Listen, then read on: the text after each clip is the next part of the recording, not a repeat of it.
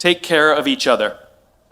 The United States Navy SEALs are perhaps the most elite warriors in the world.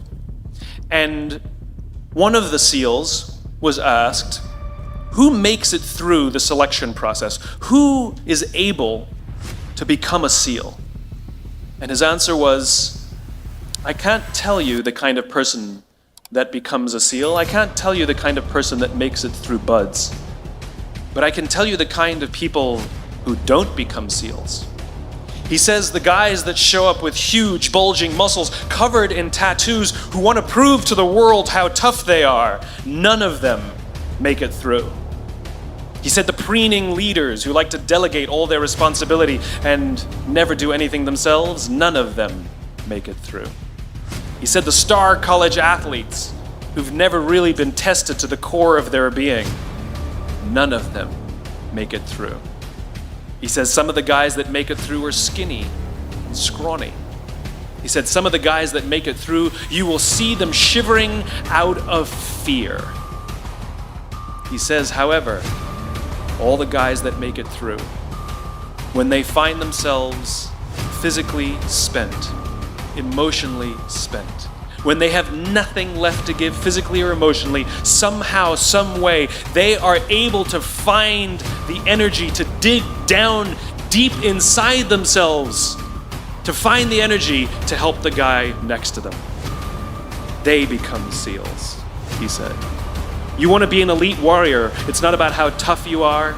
It's not about how smart you are. It's not about how fast you are. If you want to be an elite warrior, you better get really, really good at helping the person to the left of you and helping the person to the right of you. Because that's how people advance in the world. The world is too dangerous and the world is too difficult for you to think that you can do these things alone. If you find your spark, I commend you. Now, who are you going to ask for help, and when are you going to accept help when it's offered? Learn that skill. Learn by practicing helping each other. It'll be the single most valuable thing you ever learn in your entire life. To accept help when it's offered and to ask for it when you know that you can't do it. The amazing thing is when you learn to ask for help, you'll discover that there are people all around you who've always wanted to help you. They just didn't think you needed it because you kept pretending that you had everything under control. And the minute you say, I don't know what I'm doing, I'm stuck, I'm scared, I don't think I can do this, you will find that lots of people who love you will rush in and take care of you. But that'll only happen if you learn to take care of them first. Lesson 4. Nelson Mandela is a particularly special case study in the leadership world because he is universally regarded as a great leader.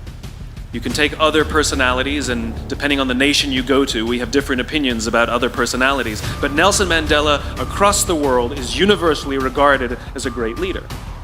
He was actually the son of a tribal chief.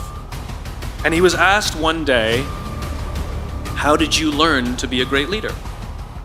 And he responded that he would go with his father to tribal meetings.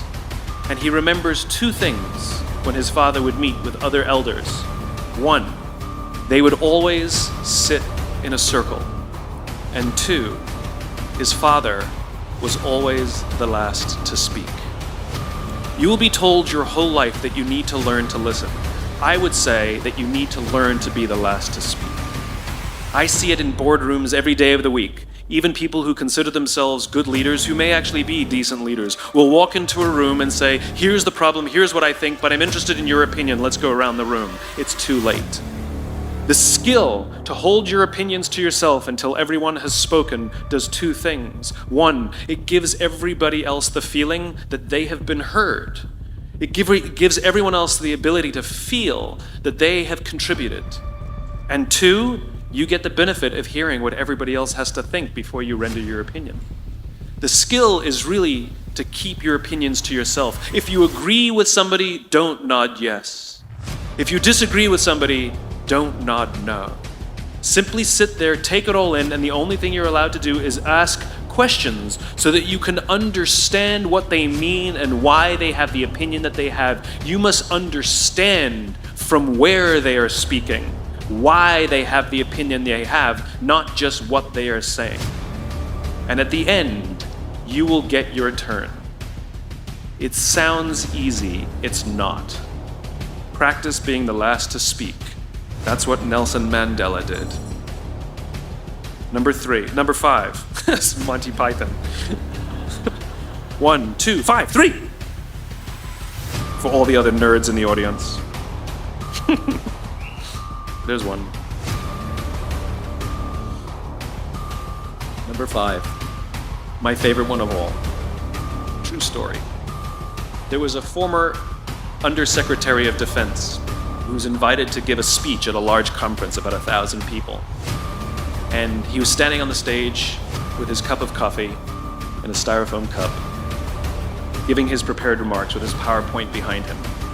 And he took a sip of his coffee and he smiled and he looked down at the coffee. And then he went off script and he said, "You know, last year I spoke at this exact same conference. Last year I was still the undersecretary. And when I spoke here last year, they flew me here business class. And when I arrived at the airport, there was somebody waiting for me to take me to my hotel. And they took me to my hotel and they had already checked me in and they just took me up to my room. And the next morning I came downstairs and there was someone waiting in the lobby to greet me and they drove me to this here same venue. They took me through the back entrance and took me into the green room and handed me a cup of coffee in a beautiful ceramic cup." He says, "I'm no longer the undersecretary. I flew here coach. I took a taxi to my hotel and I checked myself in. When I came down the lobby this morning, I took another taxi to this venue. I came in the front door and found my way backstage, and when I asked someone, 'Do you have any coffee?' he pointed to the coffee machine in the corner, and I poured myself a cup of coffee into this here styrofoam cup." He says the lesson is, the ceramic cup was never meant for me. It was meant for the position I held. I deserve a styrofoam cup. Remember this. As you gain fame, as you gain fortune, as you gain position and seniority, people will treat you better. They will hold doors open for you. They will get you a cup of tea and coffee without you even asking. They will call you sir and ma'am, and they will give you stuff. None of that stuff is meant for you. That stuff is meant for the position you hold. It is meant for the level that you have achieved of leader or success or whatever you want to call it. But you will always deserve a styrofoam cup. Remember that. Remember that lesson of humility and gratitude. You can accept all the free stuff. You can accept all the perks. Absolutely, you can enjoy them. But just be grateful for them and know that they're not for you. I remember getting off the Acela. I took the Acela from New York to Washington, D.C. And I got off the train like everybody else. And I was walking down the platform like everyone else.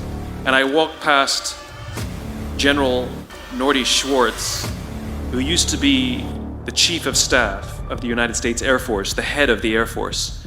And here I did, see a guy in a suit, schlepping his own suitcase down the platform just like me. And just a couple months ago, he was flying on private jets and he had an entourage and other people carried his luggage. But he no longer held the position, and so now he got to drag his own suitcase. And never did it sort of remind me more that none of us deserve the perks that we get. We all deserve a styrofoam cup. It was a pleasure meeting you guys this afternoon. I was blown away by your honesty and your curiosity and your poise. And I am confident that the future is bright despite the fact that America looks like an absolute mess right now. I am confident that the future is bright for one reason and one reason only, because you will grow up and you will be our future. Thank you very, very much, guys.